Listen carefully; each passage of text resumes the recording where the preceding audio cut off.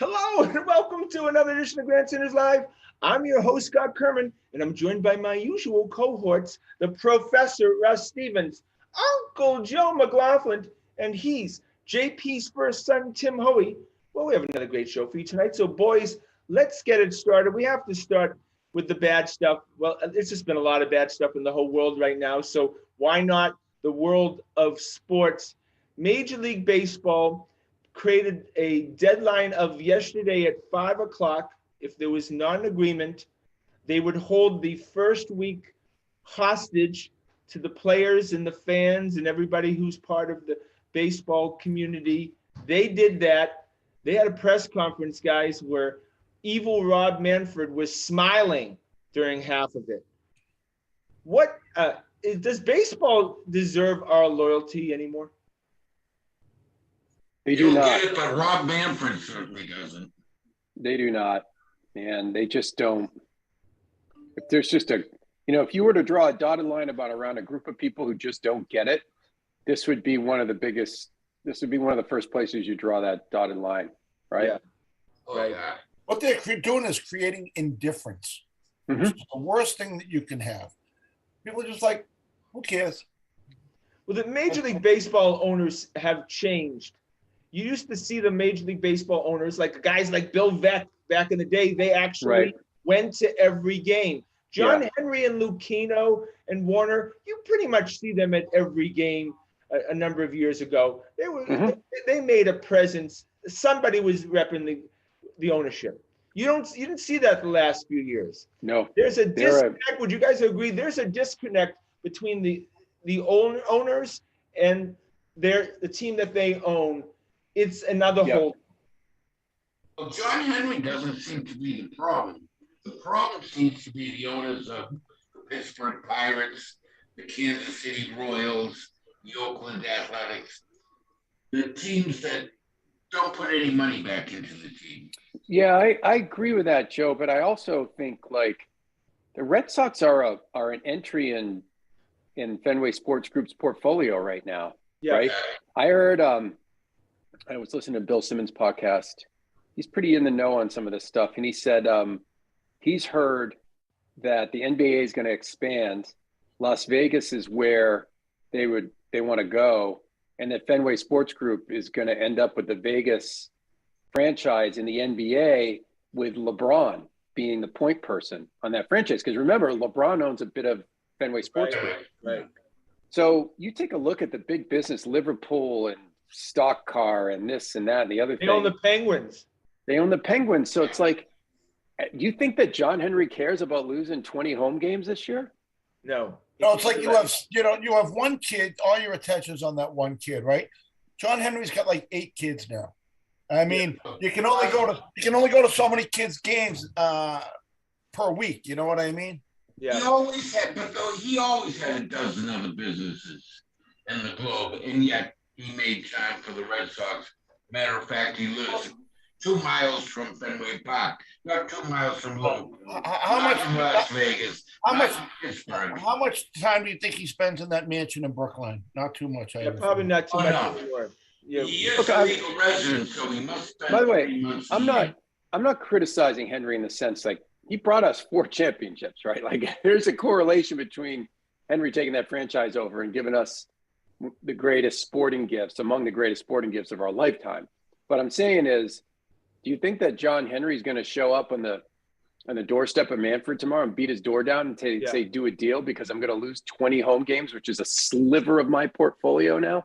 Yeah, he doesn't care. No, they look at it's a tax write-off. They know no matter what that the teams are going to increase in value each year because if they put them up for sale, it doesn't matter the books. Somebody wants to some rich people want to buy a major league franchise. They'll always pay for it. Russell, more important, NESN or the Red Sox? Because NESN loses big time when the Red Sox aren't playing. Charlie Moore doesn't draw. I have a question here, and I think Russell might be the guy to answer for.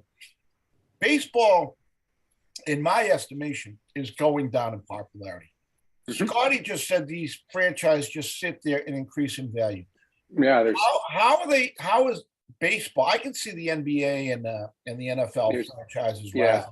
How has baseball been insulated from a decrease in the value of these franchises? There's two things at work. One is overall, the value of live sports programming has never been higher. Live programming. It's the only thing that gets eyeballs in the moment.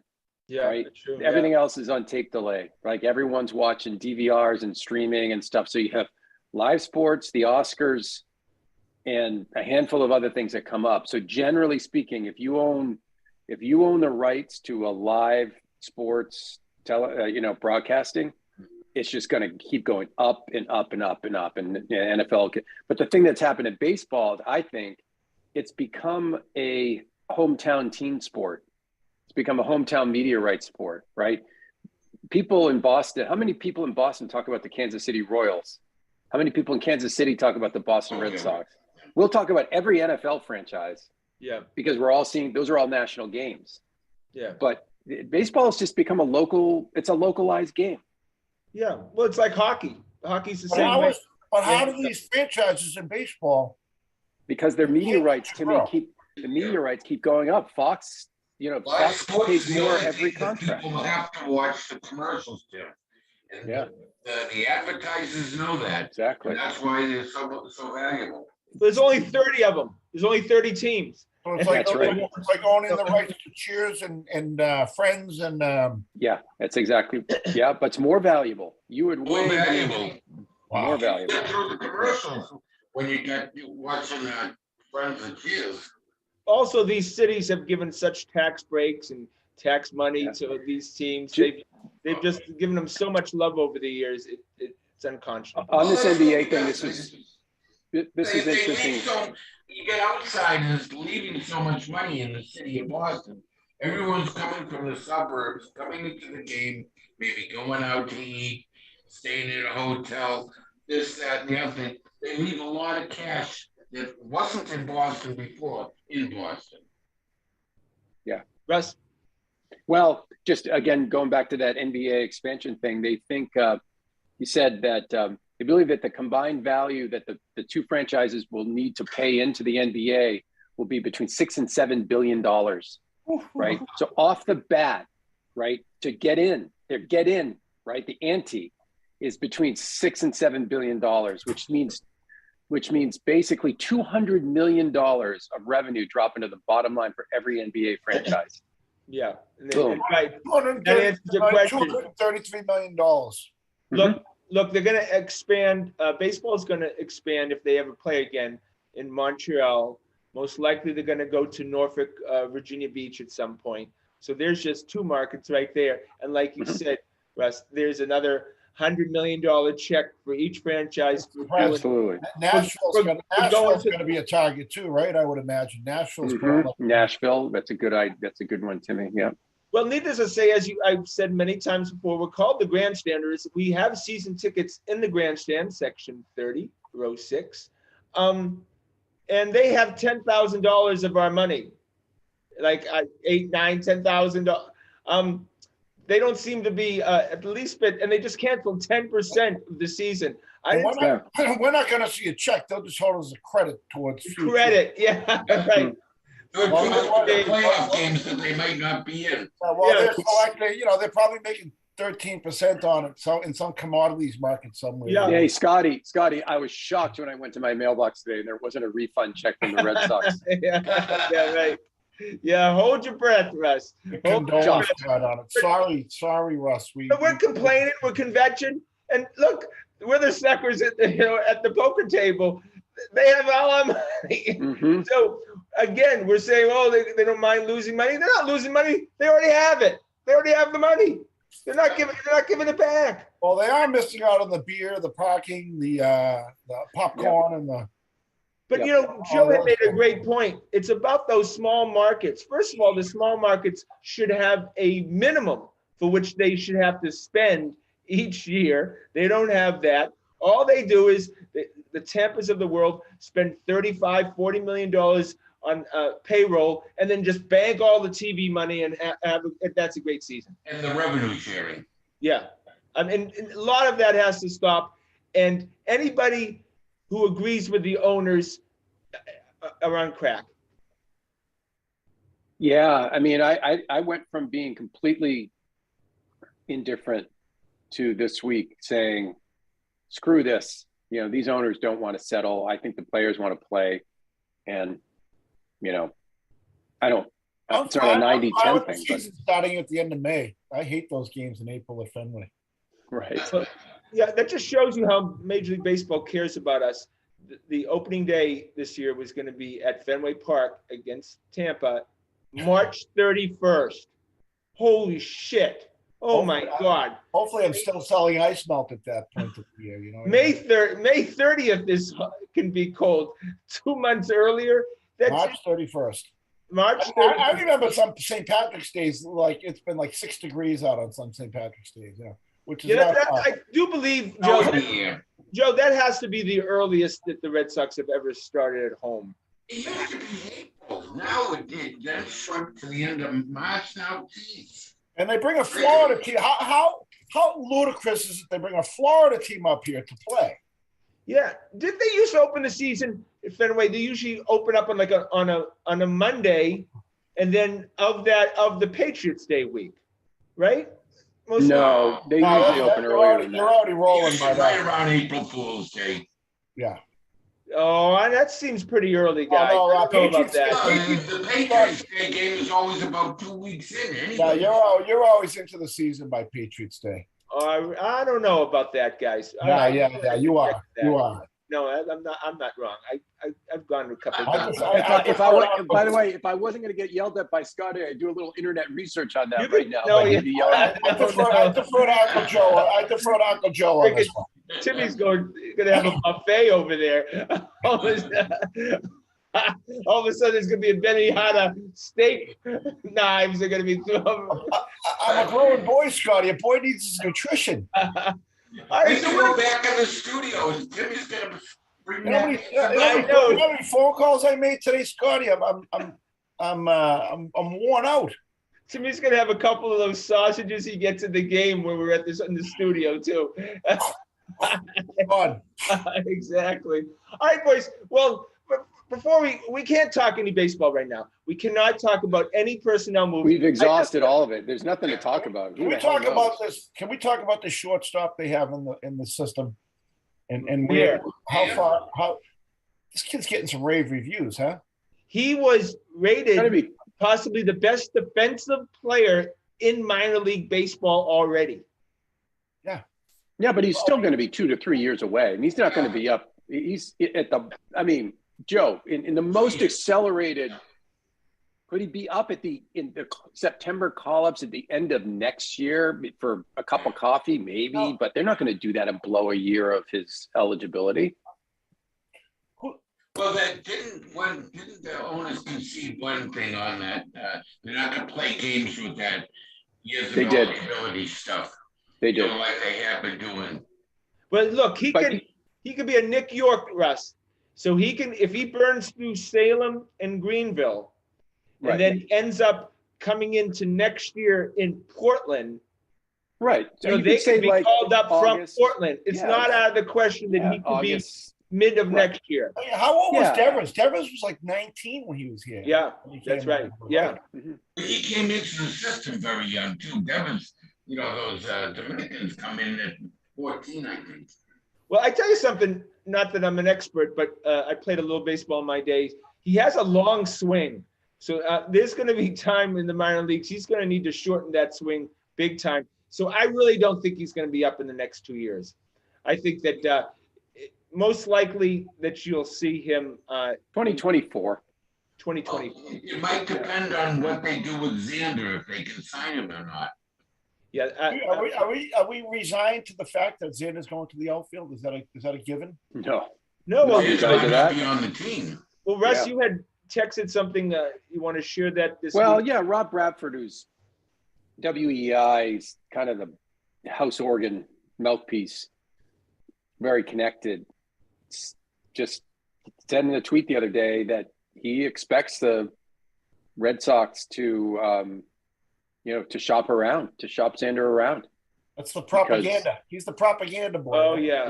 If he's going to, if they're going to do that, they're going to want that out there so it doesn't shock people. And, it makes sense. We've talked a lot about that on this show, which is, would you sign Xander up for 8 years to play shortstop for the Red Sox? No. Would you sign him up for Would you sign him up for 8 years? Would I sign him for 8 years with the understanding that in the next 2 that he moves positions? Sure. Well, needless to say, they're going to have to sign Debresque before they trade Xander. Yeah. Well, and remember the last time they tried to change Xander's position, he sulked the whole time until they put him back. Well, we want to keep him around, I would assume. Oh, of course. We want to keep great players around us. And Xander is the face of the organization. Wouldn't you agree? Yeah. Right now, I agree. Yeah, I mean, Scotty Kerman's favorite player. Absolutely, always has been. Loved him since Portland. Absolutely. All right, we ended up talking about the Red Sox. We can't get around it. It's in our DNA. All right, so go to the Celtics. All of a sudden, they lose to Detroit before the All-Star break. We're like, okay, that's fine. And now they come back and they're like a 500 team again. All of a sudden, they're back to the way. Well, you're talking about a small sample size. Small sample size. It's over 5 games. They did regress a little bit, but boy, they won a game last night that I had it chalked up to a loss in the first half. I don't know about you guys. That third quarter was scintillating. 31-13, they beat the Hawks, and the Hawks. I think the Hawks in the second half scored fewer points than Trae Young alone scored in the first half. Yeah. They had like 65 points in the first half, didn't they? Yeah, they did. 65 in the first half and 33 in the second. All right, well, you got to give props to Timmy. Timmy, you always stayed loyal to Marcus Smart, and I don't know if you talked to him, but he's behaved. He's continuing to behave. Are you shocked by this? Well, I took him under my wing. I think, someone got through to him. I don't know. It's like you might not know you're doing something bad until someone shows you, hey, you're being a real jerk when you drink at the party. And you're like, no, I'm not. And then someone pulls the tape out of you at the party. You know what I mean? Yeah. You wonder if this coach finally, showed him enough tape of him bombing threes, and the frustration level and how it was negatively affecting the organization, that maybe this guy got through to him and said, hey, you're a valuable player. You bring a lot to the team, but shooting is not your thing. You can be more valuable to this team and to yourself, play to your skills. Maybe it's sunk in, Scotty, because he does have something to offer the program. Well, all right, I'll ask you guys a question then. That's a great point, Timmy. Why now? Why after all these years? Maybe Brad Stevens talked about having maybe Brad Stevens couldn't get through to him. Yeah, I also think that he's doing so much better now where he's been told, just be a facilitator, play defense, and play point guard. Don't play off guard. Right. But to Joe's point, it takes motivation. It also takes opportunity. And I think they moved some pieces around so that not only do they say just play point guard, but that's his job now, right? They got rid of Schroeder, right? There was a lot of times I would see Marcus Smart shoot, and it seemed to me like he didn't want to be shooting. But he would have the ball with 4 or 5 seconds left on the play clock, and there was no choice but to him to heave one up. You know what I mean? Yeah, I think, Timmy, you're right. He looks around sometimes, and he sees, guys who get a little bit skittish about it, and he's like, well, hell, I'll do it, But I think as much as anything, they created an opportunity for him by getting rid of Schroeder, and with these guys coming back, to play point guard. That's his job now. He plays point guard in this team. And I think Ime's system, under Brad's system, 5 guys played no specific position. Yeah. So he was playing that hybrid role, and he was terrible at it. Under Ime's system, you're an old-fashioned point guard. I want you bringing the ball up, play defense, and facilitate.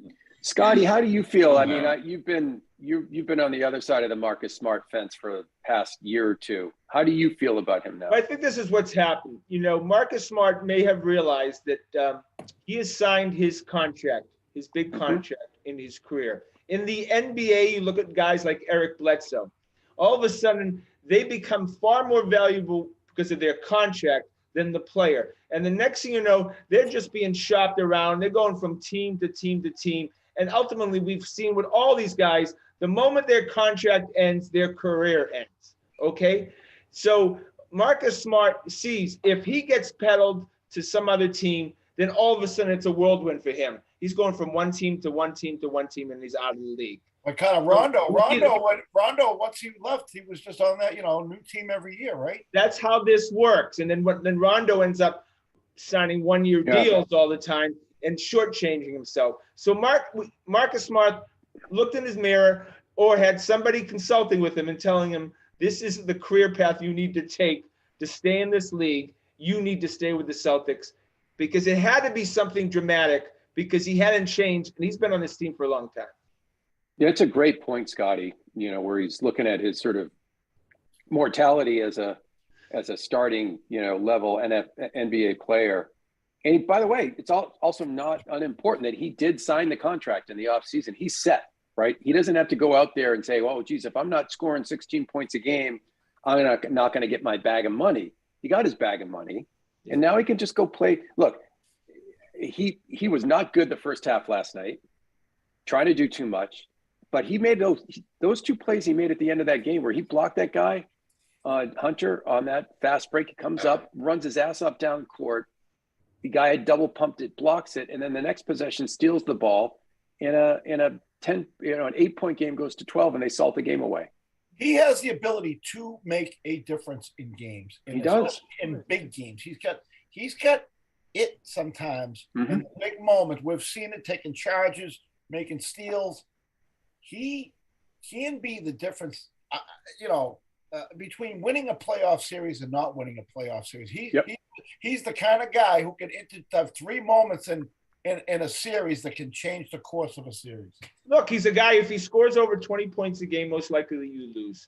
You're more likely to win a game if Marcus Smart scores 0 points. Just look at their record when he takes fewer than 9 shots is significantly better than their record when he takes more than 9 shots. It's like night and day, Scotty. You want him to take 6 to 8 shots a game. He has to do that. You want them to all be at the rim or wide open 3-pointers, and you don't want any crappy, isolated, tough 2-point shots out there. That's an incredible statistic, Russell, really. It's ridiculous. 9 shots look at the box score. It's the magic number. Their record is like they win 68% of their games when he takes 9 shots. Marcus Smart sitting there and someone laying those facts down in front of him. I mean, that's some hard stuff to swallow. But the dope used to make those remarkable plays in the defensive end at the end of the game, then run down and decide that he should be the one making the winning shot also. So it was. I'll follow a guy taking a 3-pointer from half court. Scotty, my takeaway from this conversation is now you're a Marcus Smart fan. No. Marcus Smart can do no wrong. Marcus Smart is flagrant foul last night. Say it, Scotty. Say it. Marcus Smart is Don Chaney, and I've always said that. If he wants to stay in the Don Chaney role, right, Joe? Oh no, he's much better than Don Chaney. He's much better than Don Chaney, but Don Chaney was. Don Chaney was where you're coming from. Right. I understand completely where you're coming from. Don Chaney was Tony Allen. 55 watching the show has no idea who you're talking about. You think of the 1974-76 Celtics team, for which we're all familiar, they would have let Marcus Smart shoot 1 shot ever? Wow, it's a different game. I mean, totally different game. But they want Tony Allen is Don Chaney. Don Chaney is Tony Allen. Like that's basically Don Chaney couldn't. Tony Allen's better than Don Chaney. Tony Allen was a much better defender than both Smart and Chaney. Yeah. All right. Timmy, you're right. You need to be at least 55. Oh my God. I don't remember the 1974 season. Just for the record. Just for the record. I do. My father had season tickets. We had season tickets in the 70s. We used to go all the time. I love those teams. And my favorite player was Paul Westphal. Oh my God. Oh my God. Okay. So I got one for you. I don't want to hijack this, Scotty. But I did see, there was a lot of buzz out in LA this week about what do you do about the Lakers? And I saw someone on Twitter talk about propose. Would you Would you trade Jaylen Brown for Anthony Davis right now? A lot of serious talk that Anthony Davis wants to come here or the East Coast. Oh, what a phony. Oh, that's funny. So Scotty, would you trade Jaylen Brown for Anthony Davis? I don't want any part of Anthony Davis. That guy is a DNP waiting to happen. Jalen's got his DNP issues too. Hey, Russ called that earlier. You were the first one on that. You said if Jaylen Brown can't stay healthy, he isn't worth a bag of balls. And he, again, Mr. Nagging injury, right? What was it? 4 years ago, he was the hottest commodity in the NBA. Anthony Davis, he was. Davis. Oh my God! I'm with you guys. I don't know that I would do it. I don't trust. Well, my biggest problem with Scotty is I don't trust the guy spiritually. I think he's a spiritual sort of he's bad for the mojo. And Barkley rags at him. Barkley rags at him like he's never ragged on a player. Yeah. Barkley just can't stand it. Cannot stand it. I mean, I don't watch the Lakers too much. I mean, this guy, the last I saw him was a freaking powerhouse. I mean, top 5 NBA guy. On LeBron and Durant level kind of player. Not anymore, huh? When I was living in LA last year, I watched every Laker game because that was nothing to do during COVID and stuff. He's not only injured, he's injured at least 3 times a game where he's laying down on the court and you think he got shot.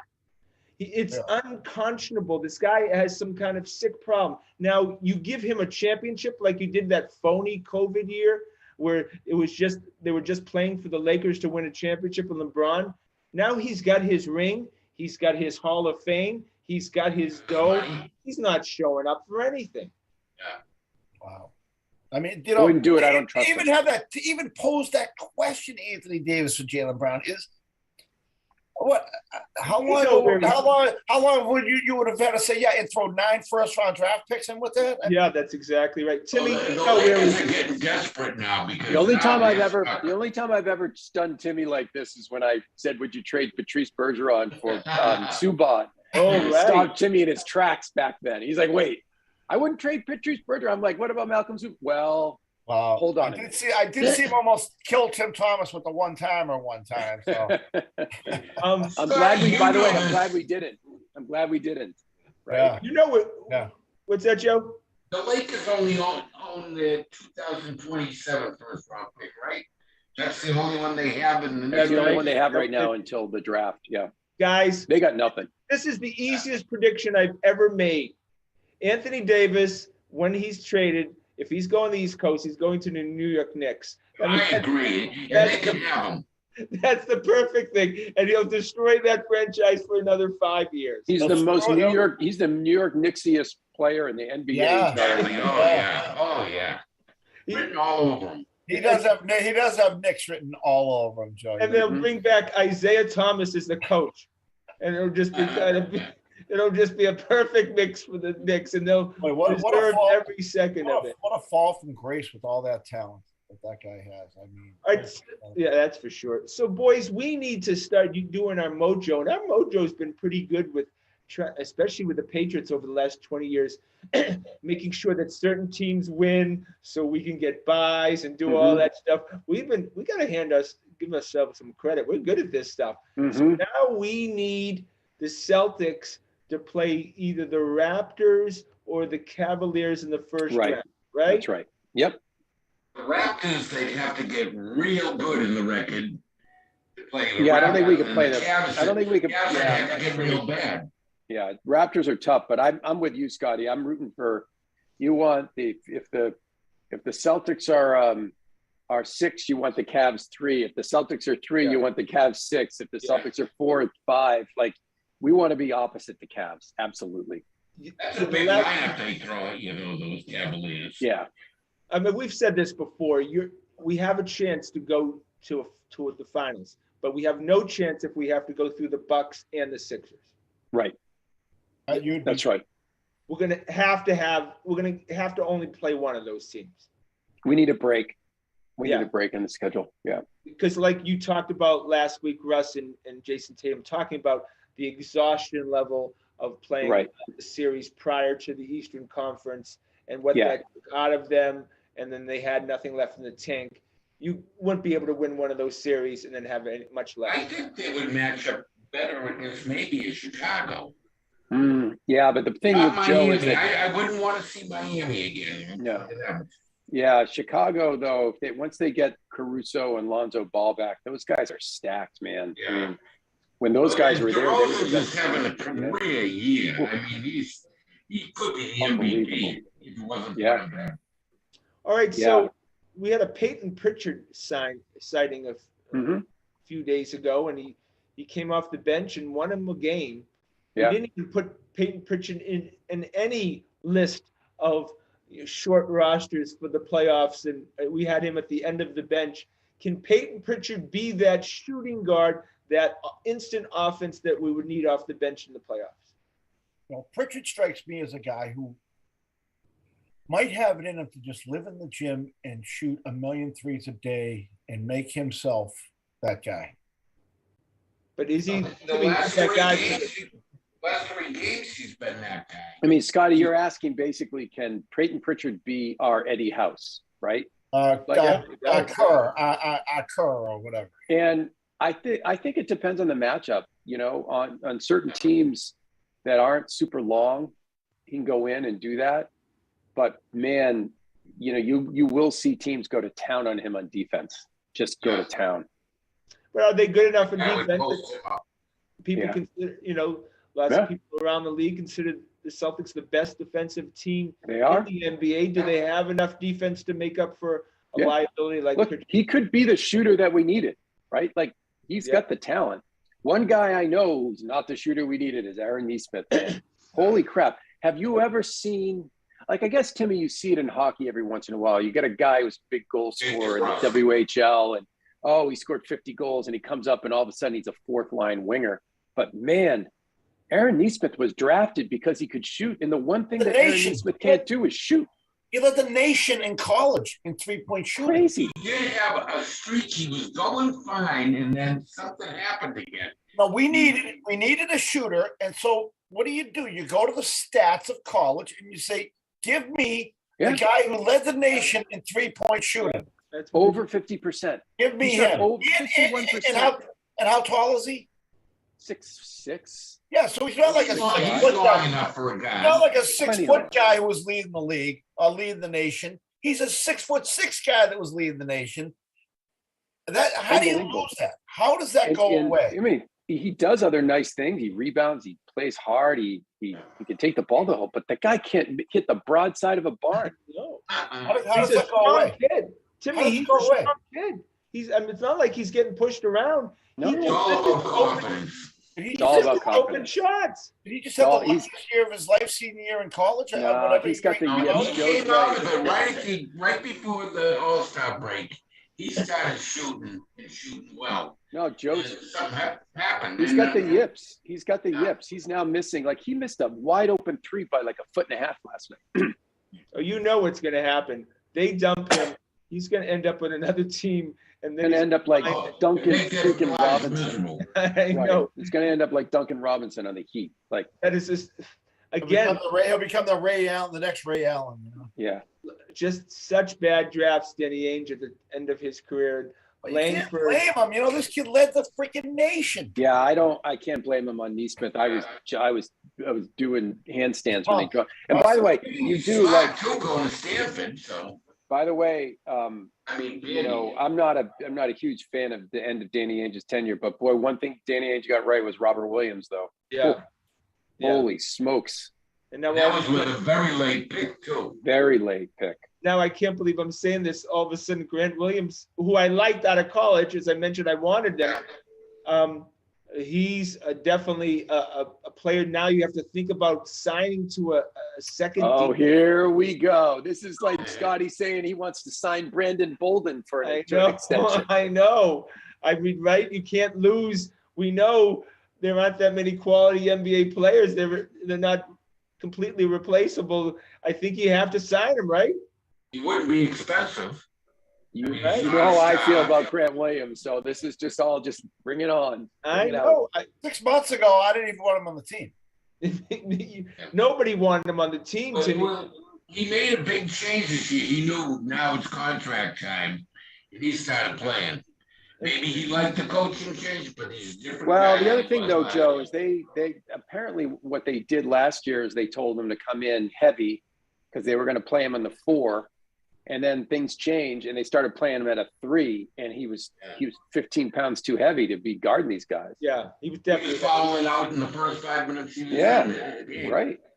And maybe he's not going to the head shop in Alston as much. I'm not the most unfortuitous meeting that this guy ever had in his life. Because I know. He's going to drag it around on the grandstanders for the next 2 years. And then has his picture in front of a head shop with Lucas. Holding a bag full of something. Yeah, I know, that's right. It had the name of it, of whatever head shop in Alston. I guess that would probably be the name.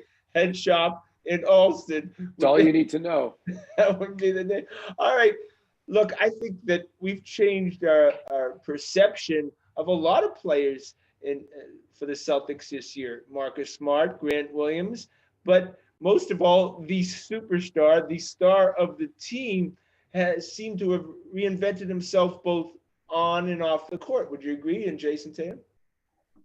Well, he's still the worst. He's one of the worst shooters in the whole league. You realize his efficiency is awful. I mean, this kid is going on 24. You know what I mean? 24 today. Happy birthday. That windmill dunk that he's all of a sudden. Nobody, again, he is such a big kid. Nobody seems to want to get in front of him. He's 24 years old. That's like, he should just be kind of hitting his stride. He hasn't even hit his prime yet athletically. Right, Tim? He's a long way off. He's got 2 more years until he's in his prime. Joe, I'm going to bet he puts on another 10, 15 pounds easy in the next couple of years. Could be, yeah. Those shoulders going to get broader. And he's not going to shoot like this. He'll get better. Yeah. I mean, he always has been, 50% better than this. This is like, he's never shot this poorly in his life. The difference is going to be Udoka got to Marcus Smart. If all of a sudden at the end of a game, instead of Jason Tatum taking a fadeaway 3-pointer, he drives the basket and jams it, then we'll know that. Well, the last game, had to buy you to block him. Yeah, right. The last game they lost like that. You're right, Scott. Where Tatum had I think it was against Detroit, where he took the fadeaway 2. Right before and they ran the play for him. And Udoka came out and said, "Yeah, we wanted him to get downhill. We wanted him to take that ball all the way to the hoop," and he stopped, and he took the fadeaway. But he's been much better much better in 2022. Well, that is point of emphasis to get stronger, so that Bam Adebayo play never happened again. Yeah. Well, I think the most positive that's come out of the last month and a half is that it feels like the Celtics' future is a lot brighter than it seemed. It seemed like we were just going to muddle in that 500 hell for the next 5 years, and it was just going to be that way. But now all of a sudden looks like this team is very good right now, and it can be even better with some tweaking in the future. Would you guys agree? Well, they're getting to where they should have been. They still haven't even attained the level where we thought they should be at this point. I mean, 2-3 years ago, they were ascending to the throne, we thought, right? I mean, and then Kyrie came draft picks and every other thing, but they went backwards for a year. Yeah, I mean, look, there's been a pretty big talent drain. I mean, when they were ascending, you had Hayward, Kyrie, Horford, and Kemba came and left. I mean, they lost a lot of guys. This is a retooling of this team. Well, they finally decided what kind of team they're going to be. Yeah. Defensive team first. Right. Defensive first. Right. And that's what last night in that third quarter, they came up, played ferocious defense, and that led to that 31-13 offensive outburst. They decided to play defense. And that's going to be, I guess you call it their identity. Look, Timmy, you're going Sunday. Who do you see on Sunday? Is it Brooklyn? Brooklyn Nets, yeah. Oh boy. Oh, with Kyrie, you're going to see Kyrie. Is he going to play? He's supposed to, He right? plays the road games. Yeah. You know what's weird? An unvaccinated player can go into New York and play. Yeah. He can't play. Makes no sense. I'll tell you something. Well, didn't they change that? He can play now in New York. No. They're close, but they haven't changed it yet. I thought the mayor was going to make an exception for him. No, he's not going to make an exception, and they have one last rule to change. Okay. Before Gordon Hayward became grandpa, what do you talk about to me? That team, that opening night against the Cavaliers, where we had Kyrie and Gordon Hayward and Oh my God. Tatum and Brown. Remember how I can't remember being that excited for a beginning of a season of any sport in this town, and then all of a sudden, a few minutes later, I mean, him breaking his ankle was like the beginning of the end. You know? It all started there. Started there. Yeah. Because that was exciting, and you're right, Timmy. Had they all stayed healthy and mentally and physically, can you imagine what a team they would have right now? I know. They would have won in that COVID year. Mm-hmm. Absolutely, for sure. Mm-hmm. I mean, they almost won anyways. Hayward never became the guy he was again, you know. No. Not here anyways, you know. No, he's just a phony who scores 30 points one game and then sits out the next 15 games. He's injured again. I mean, his injuries just killed Charlotte. They were 60 3 weeks ago. Yeah. Now they're out. He's got it all planned. He's got his injuries all planned out on a big board. He knows exactly what he's doing. He's one of the biggest phonies in the history of professional sports. Also, he's going to be one of the most highest paid professional athletes in the history of the United States. He will take in over $200 million in his career. Timing is everything, Scotty. Timing is everything. Unbelievable. And what's he on the book? What's he on the books for this year? Oh, it's like 25 to 30 million. Yeah, 25 to 30 million. For the next he's got another 3 years, right? Remember, he opted out of the Celtics, who were paying him max, so he must be getting at least We thought nobody would give him that kind of money, right? Yeah. I thought nobody would give it to him. And Michael Jordan gave it to him. Now, speaking of contracts, I just want to bring this up. Westbrook's contract, that has to be the most ludicrous. I don't want to. Oh, it's horrible. I mean, he's got $50 million a year. The Lakers are porked. They have nowhere to go. They are screwed. I went to the Celtics Lakers game and watched Westbrook, and I Googled how much he was making each year. $47 million. $47 million a year. Oh, you watch, boys. You think the Lakers are done? Adam Silver's going to another year to go. He's got an opt-in. Entire Tampa Bay Rays don't make that much. He's got an opt-in too next year. You think he's going to opt in on that? 25-man roster. He's already opted in. Adam Silver's going to give him back draft picks. He's going to do something he cannot have. You could be right. Yeah, you could be right. He's not going to have the Lakers down. But man, I got to tell you, they to Joe's point, they have nothing to work with, right?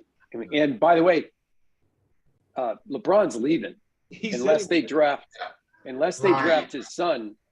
He's gone. He said it last weekend. He's like, I will bet you dollars to donuts he's going to be a Cleveland Cavalier. Cleveland, yeah. Or Miami. And they'll Miami with Bronny. And they'll be paying Westbrook $47 million. Oh God.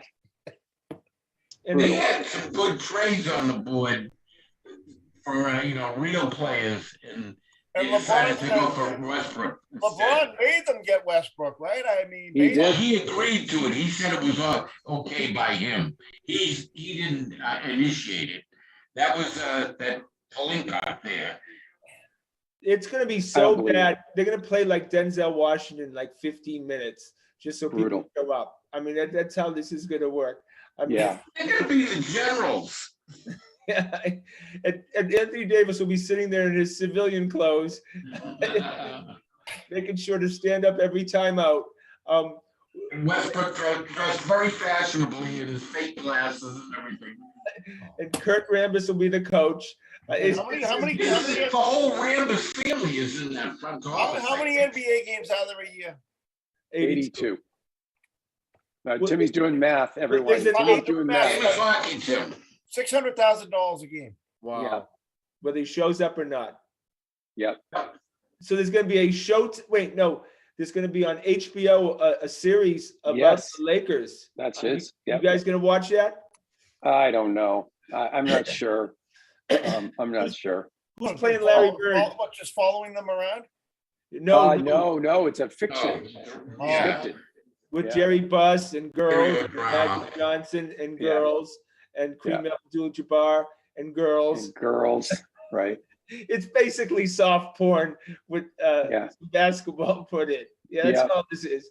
I'm sure I'm going to watch some of it because that's what I do. All right, we go to the New England Patriots, and Josh McDaniels today said he talked to Bill, and that Bill said it was okay for him to take all his coaches. Are you believing that? Yeah, I believe that. He only took offensive guys, but he did take almost the entire offensive staff. Yeah, I agree. I believe it. I don't know why. If it wasn't true, I don't know that I would say it if I were him. Right? I don't see Josh coming out and lying about what Bill Belichick said. I think their relationship means more than that. I know, but that so then I guess that. Which would, of course, Scotty, if he came out and lied about it, he could flush that entire relationship down the drain. And he probably didn't want the Belichick kids. That's the only coaches he didn't take. I guess he really doesn't care anymore. I guess he just it's Bill and then his kids. It would have helped Belichick if he took his kids. I think that would have been the best thing that could have happened to those kids was if they left the father's wing and got some real life experience. As if Josh wanted to take those kids. I know. I mean, that's the last. If I were Bill, I would have asked him as a favor, Josh, take these guys with you. All right, Joe, are you watching the Combine? Of course, and I want you all to watch at 4:00 tomorrow on the NFL Network. Quarterbacks and the wide receivers, all their drills will be tomorrow. Now, Joe, wide receivers day. Joe, is it or is it not true that you used to take vacation days to watch the Combine? There you go. That is dedication, ladies and gentlemen. That is dedication. Joe, are there any slow receivers that can't get separation? White guys under 5'9". Patriots have their eye on. Yeah, right. Oh my God! Right, whoever they draft as a wide receiver will be compared to N'Keal Harry until he actually proves he can play. Well, if that's the measuring stick, everyone's going to look good because N'Keal doesn't set the bar very high. Also, Terry Glenn on the list, right? Who else? I just want him to take. No, Terry Glenn was pretty good. He didn't live up to the best athlete available. Other than a running back or interior offensive line, they need help in so many areas that on the first 2 picks anyways, take talent. Guys, do you really want him to spend a first-round pick on a wide receiver? I want a stud. Exactly. Do you have any faith whatsoever? No. Lightning quick linebacker. It has to be number one on our teams right now. Yes. I think he's going to take a tackle. He might take that big kid. If that big kid out of Georgia falls down to 21, Jordan Davis. Nose tackle, they'll take it. If we get another Barmore out of the deal, I'll take him. But we desperately need a fast linebacker. Oh, how about that? How about that tackle that was just throwing guys around at what Senior Bowl or something in practice? And I don't know if you saw that video. He was picking up people and throwing them like they were paperweights. I want him. What school do you have? But we only have we have 6 picks. I think we have 5 or 6 picks. We don't. Well, by the time he gets done, we'll have 12. You're making me hit the. We'll have a whole bunch of 6-round We'll picks. have 12, and 6 of them will be 5th rounders, Scotty. So I know. Oh yeah, the chances that he trades down is probably 50-50 at least, right? Well, he's had some good drafts. He had a great draft last year, so. There's some interesting free agents, and that comes first. You can fill some needs with free agents first, and then you draft. Then you can draft for the best players. So what do you guys think is going to happen to J.C. Jackson as of this week? Franchise. I think gone. He's gone. Gone. All right. Why do you say that, Russ? You say that with conviction. I don't think he thinks that J.C. Jackson is a Darrelle Revis, Ty Law kind of player, and he's not going to pay somebody who's not a Darrelle Revis, Ty Law kind of player $18 million a year. Who's he going to slap the franchise on then if it's not him? Who's more? They may not use this franchise tag. You don't have to. You don't have to. Right. Well, look, if it has some value out in the street, he's going to sign him and trade him. So I assume that if they're not going to franchise him, they're making calls right now to see if they can cut a deal. And even, you could get a 5th, 6th round pick, you would do it, right? Yeah, well, guys, remember, even without J.C. Jackson, there's still like 5 cornerbacks on that roster under contract for next year that aren't free agents that are on the roster. Now, you have Jonathan Jones, you have Mills, Brian. you have Brian. I like your old friend Joe Juan Williams. Sean Wade. Sean Wade. Justin Bethel doesn't really count.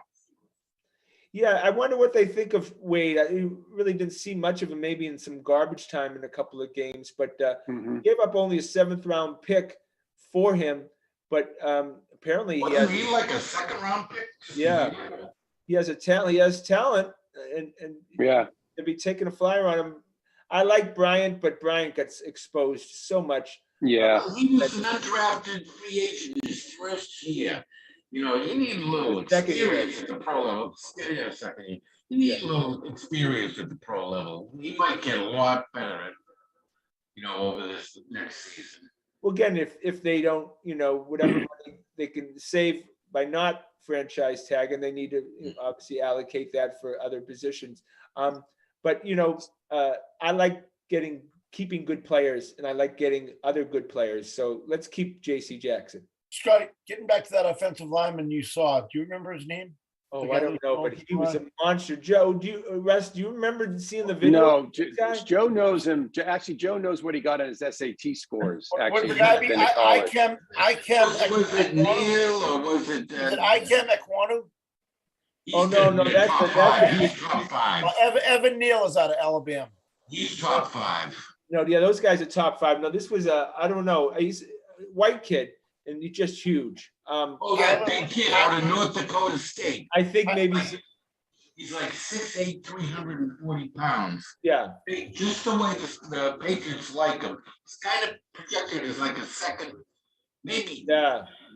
Maybe into the 3rd round, but he's big. He's as big as the Patriots like their guys. Yeah, can you imagine Trent Brown on one side and this guy, another 6'8" guy in the other? Yeah, Mac won't have anywhere to throw the ball because all the airspace will be taken up.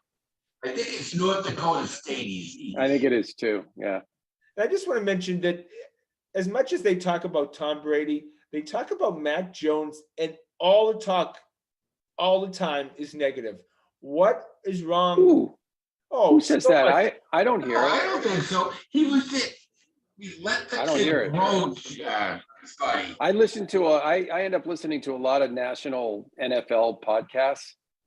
I mean, it's like universally positive about Mac Jones at the national level. I hear a lot of bad stuff. Though Charlie Weiss said some good stuff yesterday. Yeah. I've been watching the Brady Man in the Arena, and I just watched the one on the second Giants loss, which was brutal. It's astounding how badly Brady played in that game. He was not good, right? He threw the safety. He got us a safety because he threw the ball away from the end zone. It was a 9-0 game after the intentional grounding. He threw another pick six. Threw another long pick late in the game for no reason. He pooped on his leg that game. He was awful that game. The Giants had his number. The second Giants game, Timmy. The second Giants loss. That wasn't a very good team, though, to be fair. It really wasn't, no. Eric Alexander was the starting linebacker, right? Right. Yeah. They had a lot of special teams guys, Russ, that were playing in positions. Yeah. But Brady wasn't good. He really wasn't good that day. But the problem was the Giants were not a great team either. They weren't a great team either. He's no. had plenty of middling first half Super Bowls. You know what I mean? And then that was below average. I mean, it's the second half where he's made his bacon. And of course, that was the game where he threw the C+ pass to Welker, and Welker couldn't make the B+ catch on it, right? Oh, right. Oh my God. Why are you doing this? You did last week. You did the first Giants game. Because these things I have to share. We're here to share with each other, right? Yeah, I was at that second. I was at that first Giants loss. You know that. Oh, were you really? I heard that was like a literally like going to a funeral. Well, I'm going to tell you a story. I don't know if I've told you guys the story. So me and my son Aiden were at the Super Bowl experience the day before, and there's an older gentleman standing in front of me with a young 10-year-old boy, and he's wearing a Giants shirt. And I said, "Oh, you're a Giants fan?" He says, "Well, my son actually plays for the Giants." He said, but he's like a fifth-string receiver. He'll be lucky to get in the game. Oh, God. Oh, I know this one. We ended up having lunch together. We spent all day together. We had dinner together. His wife had just recently passed away, so we talked about that for a while. And who makes the helmet catch the next day? Are you kidding me? I'm not. Tyree? Tyree. Oh, my God. That's a great story. Yeah, he really was a fifth. He was a fifth wide receiver. Said, my kid will be lucky to get in the game tomorrow, he said. Out of the league, my God. a year and a half later. One of the nicest gentlemen you'll ever meet in your life. That's great to hear. Well, I want to thank Timmy and Russ for bringing up great memories on the show. Well, the next show is the Seattle Super Bowl. That's the next one up. So I'll have a better, I'll have something better to talk about. When I'm really the 2003 Red Sox. Now, when I'm really depressed, you know what I pull up on YouTube? Seattle fans' reactions to end of Super Bowl. Like when I really need a boost. You know what I mean? Yeah. And give him the ball. Give him the ball. What? Joe, make sure to tell that fun story about your interaction with Bucky Dent's father the day before too. Next show. The rest of the story is I came out the next day and there's crime scene tape all around my car. 2 guys get murdered next to my car that night. Oh my God. Yeah. And then my flight that was going to take me back to Boston got hit by lightning when it was landing at the airport. It took me 72 hours to get home. Oh, wow. I said, no more Super Bowls for me. That's it. Yeah, well, I'm out. I love that's a great story. All right, we finish up with the Boston Bruins. Looks like they're embedded in the wild card position. Yep. Not that really matters any, Yeah, they can't get. I've got to say, what I'm seeing is some more guys get on the scoreboard. I mean, other than the usual 3 suspects who you see on the score sheet, that is going to be critical moving forward for this team. We saw Jake Debresque finally. I mean, this guy, there's a reason they kept him around. He's got talent, Hockey is such, people don't realize it. A ton of it is up here. When you step on that ice, do I belong here? Don't I belong here? You have to believe that you belong there. And maybe this guy's starting to believe he belongs there again. Yeah, absolutely. All right, boys. Well, that's our show for tonight. Want to thank, of course, Ian behind the scenes. Want to thank the fellas. Please check us out on our website at thegrandstanders.com and tune in again next Wednesday night at 6:30 for another edition of Grandstanders Live. I'm your host, Scott Kerman. Have a great and happy night.